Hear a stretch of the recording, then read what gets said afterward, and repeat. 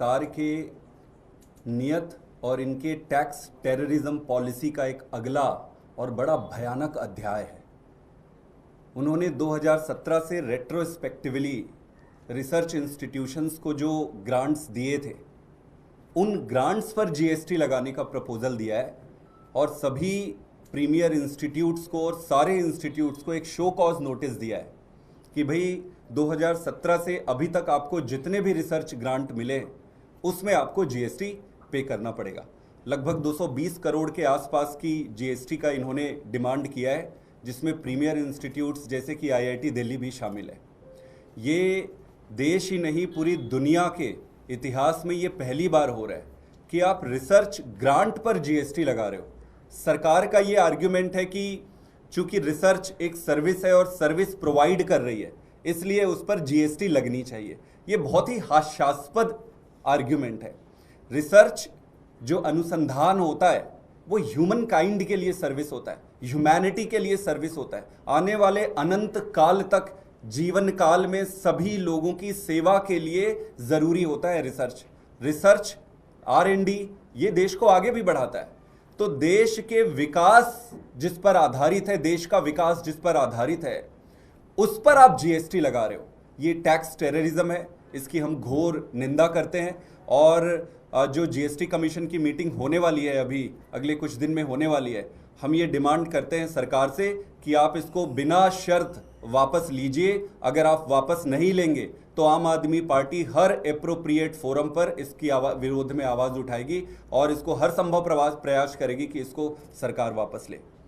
दोस्तों, ये बहुत ही अजीब परिस्थिति है।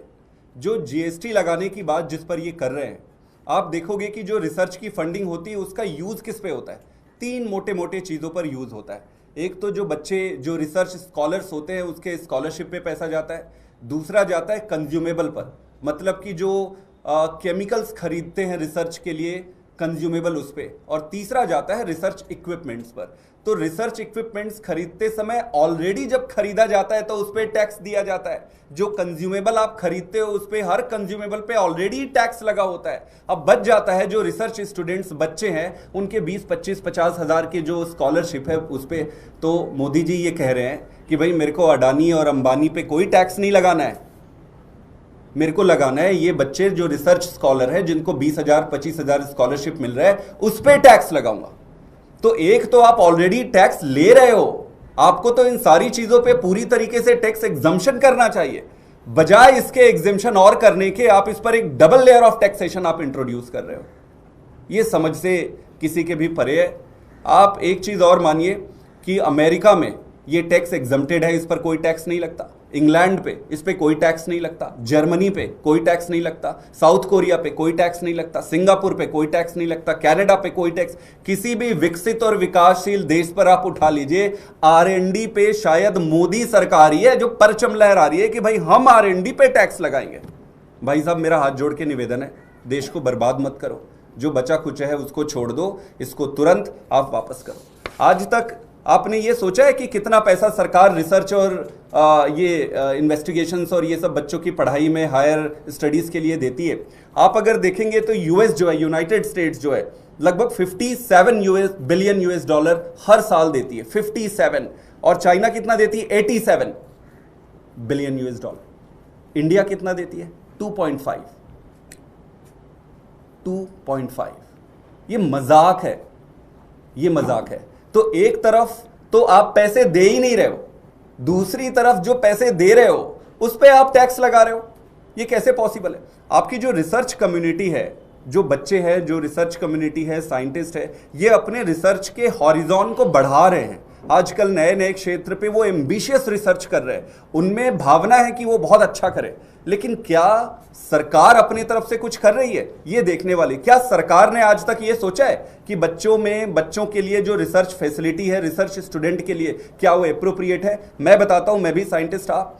एक छोटे से टेस्ट करने के लिए आपको महीनों इंतजार करना पड़ता है। और ये मैं प्रीमियर इंस्टीट्यूट की बात कर रहा हूं। अगर आप सेकंड लेवल के जो रिसर्च इंस्टीट्यूट्स है उसमें कहोगे तो 6-6, 7-7 महीने हो जाते हैं एक छोटे से टेस्ट के लिए, और आप कहते हो देश को महान देश की तरफ लेकर जाओगे। कैसे पॉसिबल? क्या मोदी जी से मेरे 2-3 सवाल है। क्या आपने कभी ये सोचा है कि रिसर्च स्टूडेंट्स जो टेस्टिंग फैसिलिटी के लिए कितना स्ट्रगल कर रहे हैं, कभी आप उनके साथ बैठ के बात की हो, कभी कोशिश की हो, कभी आपने रिसर्च कम्युनिटी से ये पूछा है कि आपके ओवरऑल आपको और क्या फैसिलिटीज़ की ज़रूरत है? क्या आपने कभी ये सोचा है कि जो पीएचडी स्कॉलर्स जो बाहर आते हैं उनकी रोजगार की क्या व्यवस्था है, वो कहाँ रोजगार मिल रहा है, उनको रोजगार मिल रहा है नहीं मिल रहा है? आपने कभी भी रिसर्च कम्युनिटी के बारे में या फिर ओवरऑल R&D के को ध्यान में रखकर कुछ भी किया ही नहीं है? आपको पता ही नहीं है, आपको आइडिया ही नहीं है।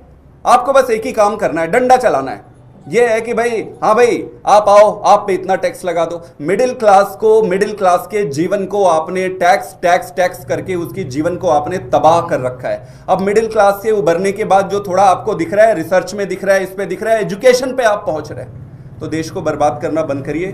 प्रधानमंत्री जी से मेरा निवेदन है और भारतीय जनता पार्टी से कि इन सब से देश आगे नहीं बढ़ेगा। हाथ जोड़ के आपसे निवेदन है कि अभी जो जीएसटी काउंसिल की मीटिंग हो रही है इसमें आप विड्रॉ करिए इस प्रपोजल को। Thank you sir. इसके अतिरिक्त एक सवाल है, हरियाणा विधानसभा चुनाव को लेकर नॉमिनेशन शुरू हो गया है।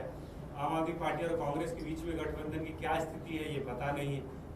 इसी हिसाब से आप लोग कैंडिडेट की अपनी लिस्ट कब जारी कर रहे हैं? कितनी सीटों पे आप लोग चुनाव लड़े ये तो बता दीजिए, क्लियर कर दीजिए। देखिए, जितनी भी जानकारी आपके पास है मेरे पास भी आज जानकारी उतनी है। राघव जी ने कल आप लोगों को ब्रीफ किया होगा, अभी हम सबके पास जानकारी उतनी है। आम आदमी पार्टी की तरफ से, वॉलेंटियर्स, कार्यकर्ता और लीडरशिप की तरफ से मैं एक चीज़ कह सकता हूँ, हम पूरी तरीके से तैयार है, पार्टी के ऑर्डर का वेट कर रहे हैं। वर्ड गो मिलते ही हम सारा अनाउंस कर देंगे। हम हर सीट पर, हर जगह पर पूरी ताकत से चुनाव लड़ने के लिए तैयार हैं और जो भी हमें कमज़ोर आंकेगा वो भविष्य में स्वयं पछताएगा। सर कितना परसेंट जीएसटी सुधार कर रहे हैं? ये अलग अलग चीज़ पे अलग अलग लगाया हुआ है। रेट्रोस्पेक्टिवली 120 करोड़ का तो इन पे ही लगा हुआ है आईआईटी दिल्ली में ही। ये अराउंड 30% से लेके 20 to 30% के आसपास का कुछ एक नंबर है, वो एक बारी वेरीफाई करना पड़ेगा। और ये भी वेरिंग नंबर्स लगाए हैं, अलग अलग टाइप के ग्रांट्स हैं, तो हर अलग अलग टाइप के ग्रांट्स पे ये अलग अलग टैक्स लगा रहे हैं। सर ये खबर आ रही है कि 5 सीट पे सहमति बनी है कांग्रेस और आपके बीच में, इसमें क्या सच्चाई है? क्या कुछ डिस्कस पे पहुंचे हैं? देखिए, मीडिया में रोज सुबह शाम सीट्स और ये रोज सुबह शाम आते हैं, मुझे जानकारी नहीं है, आप ही मुझे बता रहे हैं, अब आप ही इसको कंफर्म करिए।